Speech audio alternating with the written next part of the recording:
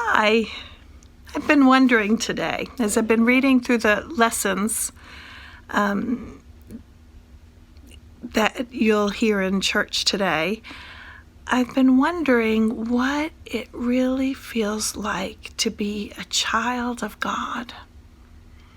And I was thinking of something as I was thinking through all of this, and my daughter, Kate, sent me a video of my grandson, William, and he got a new puppy, and he loves that puppy. Loves that puppy. And in this video, he was cuddled up with his puppy, Luca, and he had his arms around the puppy, and he was petting the puppy and taking good care of him and giving the puppy little kisses. And it was just the sweetest thing.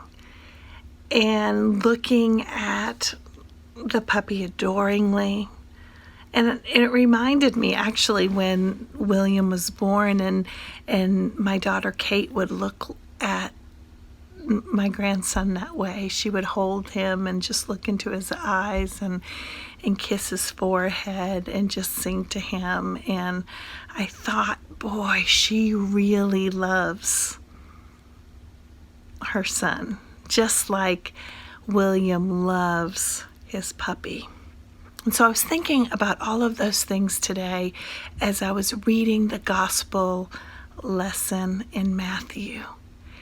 And I realized that one of the best things that Jesus does to help us understand God's love is by telling stories. And he told this story about a father and his two sons.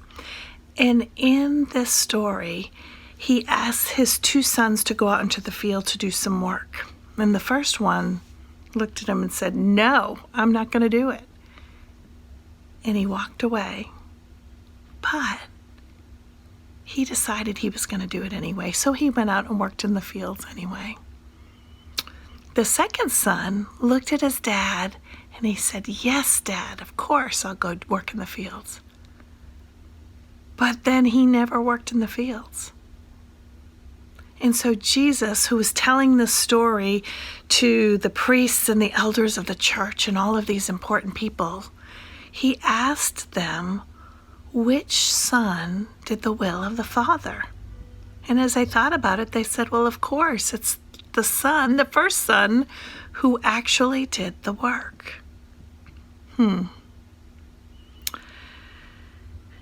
And so I was thinking, okay, well, how does that help us understand God's love for us? Or how does that story help us understand us as children of God? And then I started thinking, as parents, we ask children, or your parents ask you to do difficult things sometimes. And sometimes it really stinks and we don't want to do it, and we gripe and we moan, and then we start thinking, well, actually my mom or my dad asked me to do this and it's really not that bad. And I trust them and I love them and I want to do the right thing. And so we end up doing it, just like that first son did with their father. Well, I think sometimes that's what it means to be a child of God. Sometimes God speaks to us in ways and asks us to do things that don't feel really good. They're not very comfortable. But when we really start to think about God as a father or a mother and understand God's love for us, we know that we can trust God. We know that God asks us to do things that are for good. And we can do it.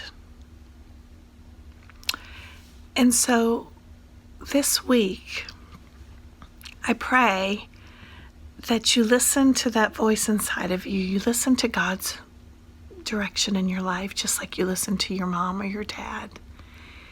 And know that God, the one who loves us beyond all measure, the one that we can trust, the one that challenges us to do sometimes hard things that we can go and do, just like that first son did.